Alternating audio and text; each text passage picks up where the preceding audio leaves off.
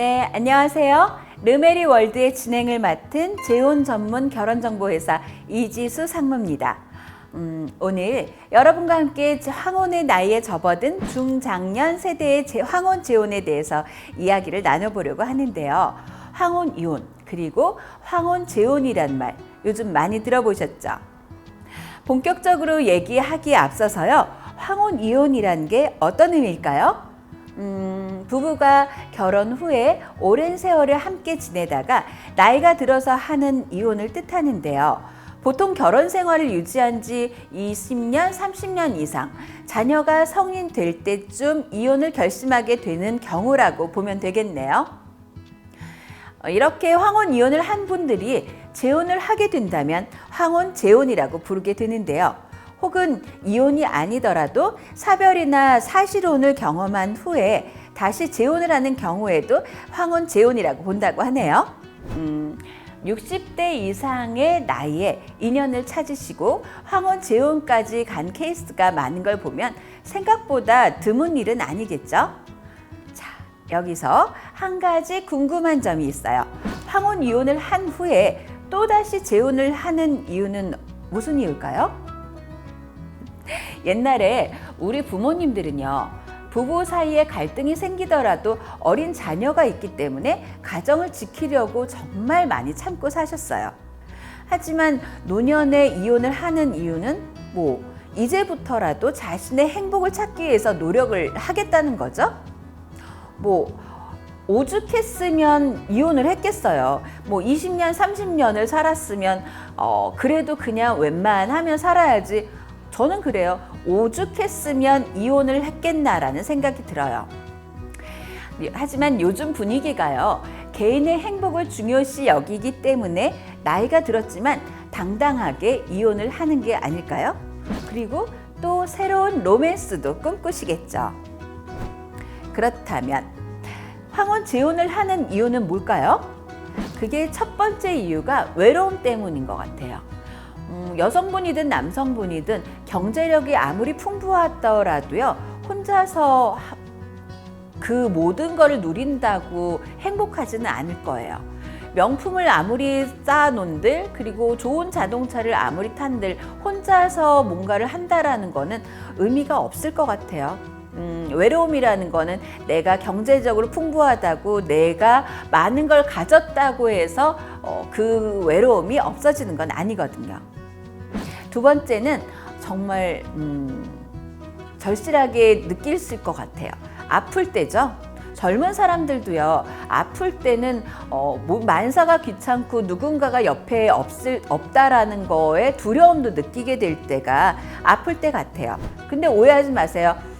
황혼 재혼을 한다고 해서 병수발을 들라는 얘기는 아니에요. 여기 오신 분들은 다들 건강상으로는 건강하신 분들이지만 감기라든지 코로나라든지 그런 스쳐 지나간 작은 거에 대한 병이 났을 때 가장 느낄 수 있는 게 누군가 옆에 없다라는 거, 아플 때 가장 많이 느끼는 것 같아요.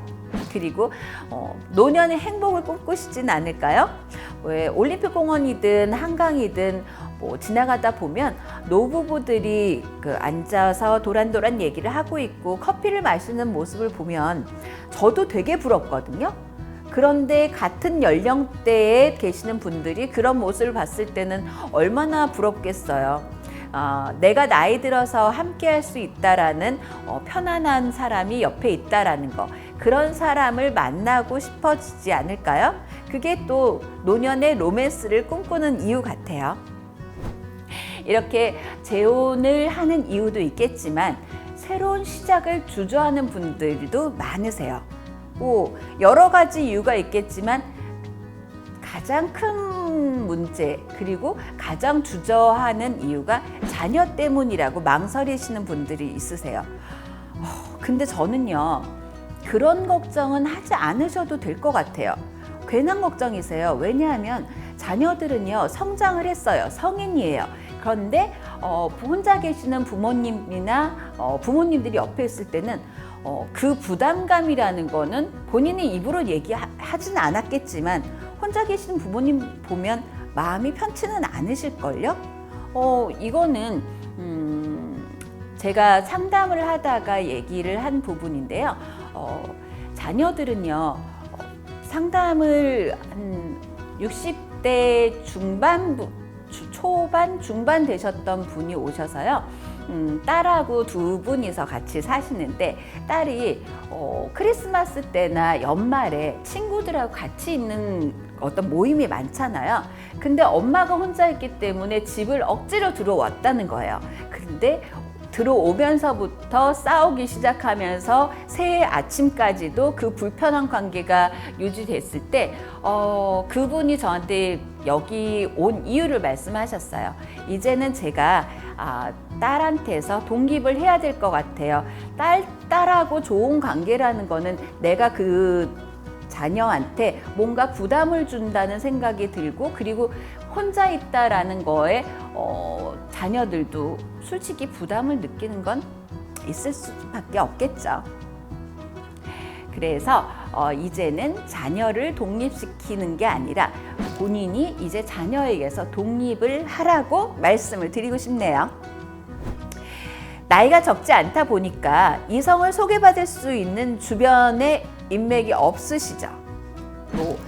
혼자서는 새로운 인연을 찾기 힘드실 거예요. 그렇다고 해서 그 나이 때 60대 이상 되시는 분들이 나 이혼했어, 나는 사별을 했어, 이렇게 얘기하고 다니시는 분도 없겠거니와, 그러신 분들을 만나실 수 있는 폭이 한계가 있어요. 우리가 초혼 때는 정말 많은 분들을 만남을 진행을 하셨지만 재혼 때, 근데 그거보다 또 더 나이가 들어서 노년의 재혼일 때는 특히 더 인연을 찾기가 어려우실 거예요. 그리고 두 번째는 신원 검증이 안 되시는 분들을 만나실 수도 있으세요. 아니, 내가 노년에 누군가를 만난다고 했을 때 굳이 그 사람이 어떤 가정 환경에서 자랐는지, 그리고 자녀들은 어떤 일을 하는지, 그분의 경제력은 어떤지, 어떤 직업을 가졌었는지 아무것도 모르는 상황에서 그분을 만났다라는 거는 나중에 정이 들었을 때 그분이 그거를 감당해낼 수가 있냐는 얘기죠. 저는 없을 것 같아요. 자, 오늘은요, 황혼 재혼에 대해서 많은 이야기를 나눠봤는데요. 어떠셨어요? 유용한 시간이 되셨기를 바라며 방송을 마칠까 합니다. 다음 시간에도요, 여러분께 좋은 정보를 드리기 위해서 저희 르메리 월드가 심혈을 기울이고 있으니까요, 많은 기대 바랄게요. 그럼 지금까지 르메리 월드의 이지수 상무였습니다. 여러분 감사합니다.